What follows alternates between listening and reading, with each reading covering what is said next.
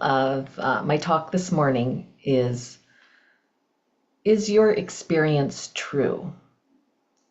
This is written by Nelly and I in the style of our book, Reflective Meditation, Cultivating Kindness and Curiosity in the Buddhist Company. So I'm going to read our writing this morning.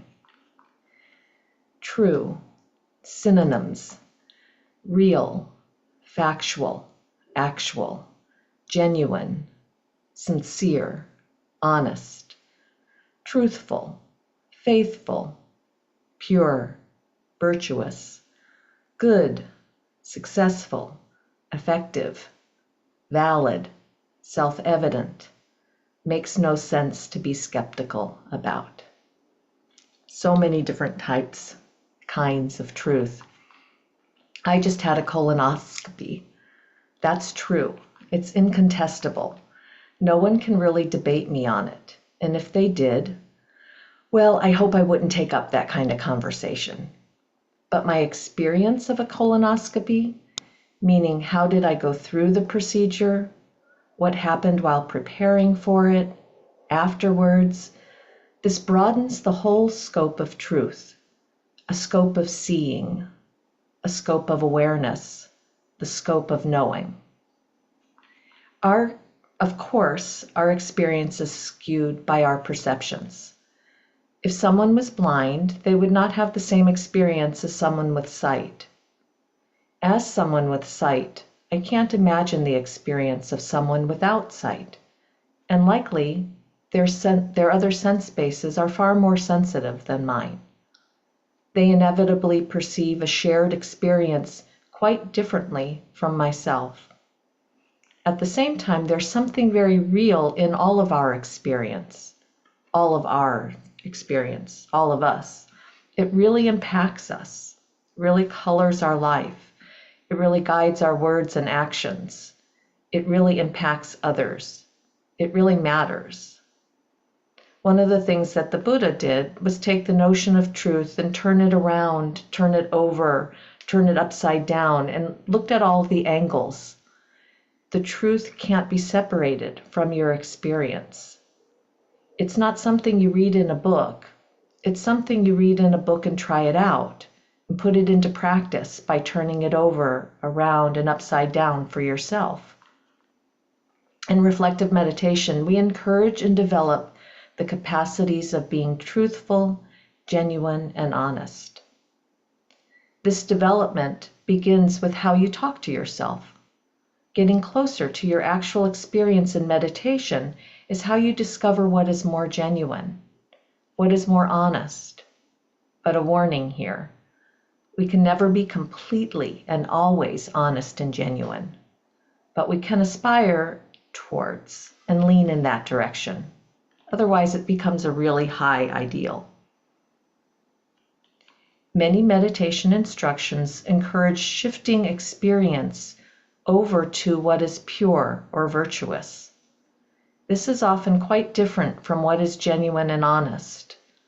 Unfortunately, this often entails hiding from our genuine experience. Being genuine and honest isn't really easy at times. Speaking honestly and genuinely is sometimes not safe. Others might use it against us. Perhaps in our past, others have betrayed our honesty and vulnerability.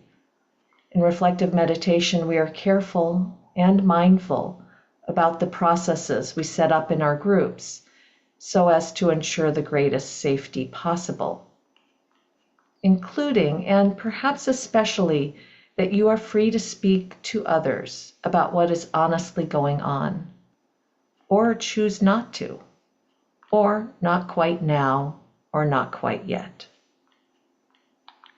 Another kind of truth: I can't sing. This one is more nuanced. I've been told I can't sing. Stop singing so loudly, stick to dancing, don't try out for a choir, etc., etc. Physically, I can sing. It doesn't always sound melodic to me or others, but there is no problem with me using my voice to sing. In fact, my singing teacher has often said, if you can talk, you can sing.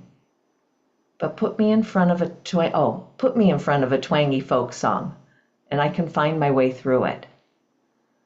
Put me with that same song in front of a large audience of famous singers. Well, I don't know.